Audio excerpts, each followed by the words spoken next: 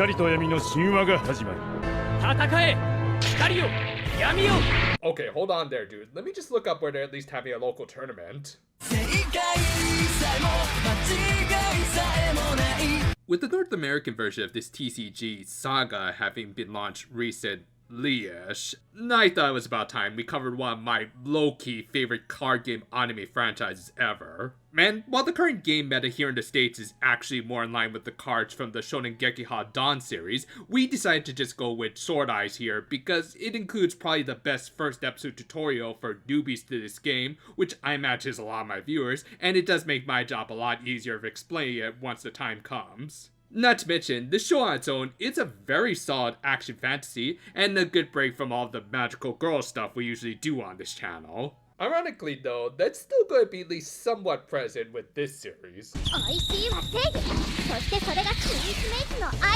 Good thing she's not riding a broom. But yeah, depending on how well these videos do, this might become another ongoing review series for us. Thus, we hope you enjoyed these videos, and maybe consider checking out the card game, if only so that we can get some official adaptations of this highly underrated series. With that, the opening to this show was clearly not done by the airing of the first episode, as this only used clips from the episode we're about to watch, so we'll just take a look at the actually completed version from a different episode, and yeah, it was totally worth it. I mean, not only was this one of those openings that give you a good idea of all the major players involved in the show without giving away any major spoilers, the song Wildcard by Hiroshi Tada was just damn catchy. Sure, it's not an exciting headbanger like some of Yu-Gi-Oh's openings, but it has a nice tune that escalated at just the right moments with lyrics that match well with what was going on the screen. Overall, it's an effective opening that gives you a good idea of what to expect from this series, as long as you watch the proper version, that is. Our series opened with a fantasy world called Legendia, where its largest country, Atlantia, geez these names, was at war. A coup d'etat had resulted in the assassination of the emperor and the capture of the Empress Granada. Wow, with just those first few lines, you could already tell this dude is gonna be the big bad of the series. I mean, not only is Gardos here the first real antagonist we see in this series, and clearly manipulating the crown prince of the kingdom, but he's also voiced by Sho Hayami. Sayonara. You could not find a bigger red flag than that at a NASCAR race. Anyway, all of this had seemingly been orchestrated by her son, Yaiba. Yeah, bet you didn't think you'd be watching the card game anime version of Game of Thrones, didn't ya? Though don't worry, the final part of this series is actually going to be good. While all of this was going on, a baby in a tube had been taken away by a bulky robot man. Needless to say, this was quite the introduction to this series and world that we still don't know much about, but it was all easy enough to understand, and most importantly, a pretty exciting way of getting new viewers into the series and franchise. Many years later, the baby had grown up into a young teenager named Tsurugi.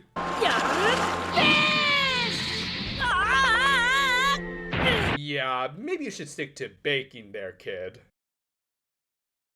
Anyway, while getting some tools from the shed, he just so happened to stumble upon the robot that saved him and the pod that he had been rescued in. He found a dagger in the ladder that just turned into a card. Oh, well, of course. Yeah, if this episode feels like it's going at a bit of a lightning pace, it is, but more importantly, it is setting up this world and our lead in Tsurugi here. Anyway, his adoptive grandparents, of course, cryptically hinted at a greater destiny for him that would involve this card. Tsurugi would later realize it was a card from Battle Spirits that he only really had a passing interest in. It's just a structure deck card, no big deal. Yeah, more on that later, as the main point of this scene was to establish that Tsurugi was a total noob to this card game, which would justify the tutorial in this series' first battle. A robot guard that had been dispatched by Yaiba then soon arrived to capture Tsurugi and his card. Sensing that he was in danger, the robot from earlier awoke. He was named Bringer, and as explained by this droid named Stinger, he was a guard from the previous regime. And yeah, the fact that this robot that served the previous emperor was protecting Tsurugi pretty much gave away who this kid really was. Again, a lot of things are going on all at once in the show, but I don't think it's all that hard to follow. Anyway, Tsurugi learned from Bringer that Stinger, again these names, was after people known as the Sword Eyes, which of course he turned out to be one of, thanks to his connection with the card known as the Sword Brave. To fend off the enemy droid, Bringer agreed to, of course, let the card game decide Tsurugi's fate and pulled out a deck. Yeah, they just can't escape from certain card game conventions, but at least they're providing some sort of reason why Stinger isn't just taking Tsurugi with Bringer in the way and all that. However, being the main character, Tsurugi demanded that he defend himself, which Bringer agreed to, likely knowing that this starter deck was incomplete without the Sword Brave. Yeah, it's worth mentioning that Tsurugi's deck here is entirely based on the 10 starter deck of the Battle Spirits franchise, so this was of course meant to help sell it. As for how it worked, well, first the players needed to get dressed.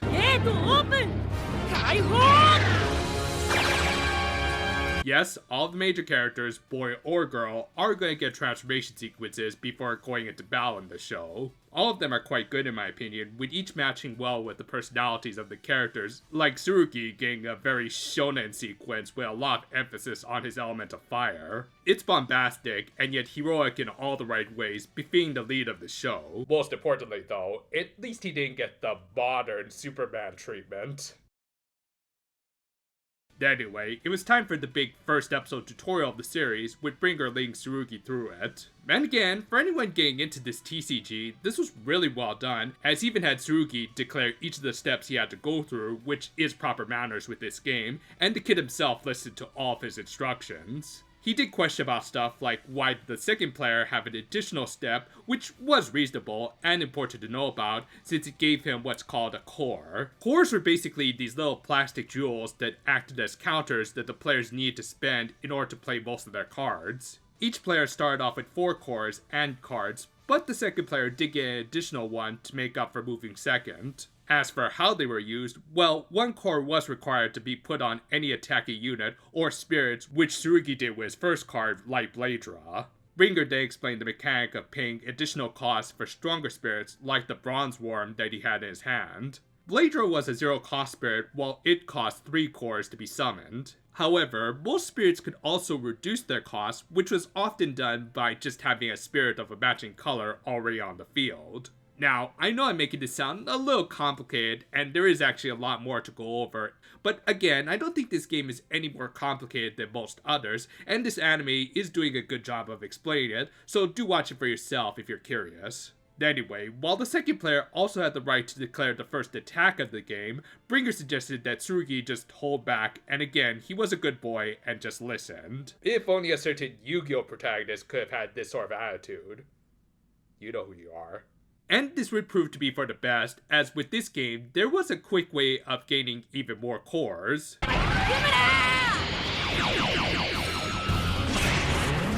Each player would start with 5 lives that were also cores, and when one of them was depleted, it would be moved into the player's core pool. So even though they shouldn't allow all of them to be depleted, as that was this game's main win condition, having more resources also wasn't a bad thing. With that, Tsurugi was able to summon an additional Bronze Worm on his next turn, but this is where they introduced the magic cards of this game, specifically ones that have flash timing, which for Yu-Gi-Oh! Players are kind of like the quick play spells, but these would be played entirely from the hand and only during either player's attacks. Anyway, as a result, a Bronze Worm was bounced back into Tsurugi's hand. Now, he could have attacked with the remaining worm, but this was also where they needed to teach the importance of having blockers, as attacking with the spirits put them into the rest position. Yeah, it might be worth reminding you that this game's designer also worked on Magic the Gathering. But yeah, during Stinger's next turn, he managed to get out enough attackers that if Tsurugi didn't have a blocker, then he would have been able to go for game. In turn, the droid himself decided to leave 2 untapped blockers on his field. Thus, Tsurugi needed to counter by going all out, which would be unwise in some conditions, but his deck was conveniently designed for getting rid of blockers. When this spirit is summoned, the player may also call out a Red Brave without paying its cost. In this case, Tsurugi finally managed to bring out the card that had been built up throughout the episode. Now, a Brave card is basically like a union monster in Yu-Gi-Oh! In that it can act as both a regular unit, as well as be equipped onto regular spirits. Though before that, Tsurugi's Shining Sword had a nifty effect that allowed it to automatically destroy all opponent's spirits with 3000 or less attack. Additionally, the Light Bladras had effects called charges that could increase the destruction limit by 1000 along with Shining Sword's own charge effect. As a result, all of Stinger's spirits were destroyed, and Tsurugi even got to draw a card for each destroyed unit. A pretty damn good effect, but the best part came once the dragon took up its sword, and did I mention this was animated by Sunrise? Do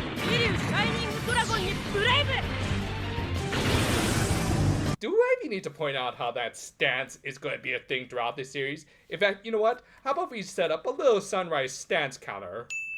Anyway, Tsurugi attacked with all of his spirits, allowing him to go for game. With that, the episode ended with Yaiba himself coming in to show off his own key spirit, Geats? Well, I guess he is going to need some new work pretty soon. This, in my opinion, is a good example of a great first episode for a card game anime. It effectively introduced the lead, built up the world, and most importantly, for the sake of their product, showed a full actual game and even presented it in a fairly easy to understand manner. Yeah, it was quite fast paced, and the characters so far are kind of one note, but don't worry, things are going to slow down and thankfully get fleshed out as we progress through this.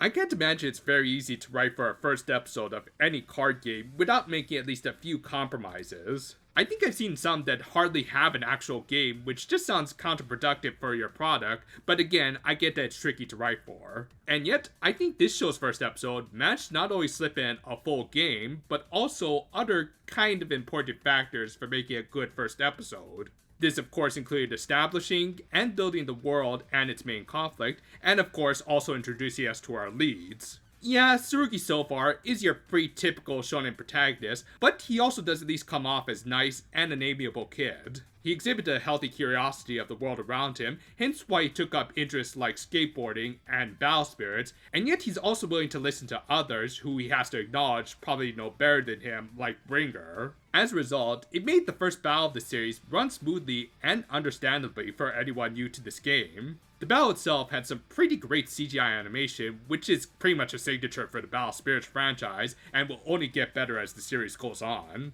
Again, this is done by Sunrise, the guys behind the Gundam franchise, with some of these animators even eventually going on to animate for some of their latest properties. And overall, I think this is just a very solid and exciting start to a series that, upon rewatch, did become one of my favorite card game anime of all time, and I'm really hoping y'all will enjoy the series just as much, and again, maybe check out the actual TCG for yourself. The gates are open, so let's see how far the series will take us. But of course, the main draw of this channel will remain Magical Girls, so do look forward to the usual stuff. The last part of the Futari review is currently in production, and we are also getting ready for some additional content in the coming months.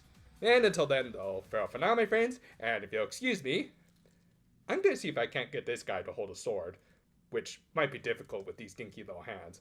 Alright, starting today, every day is arm day for you, mister.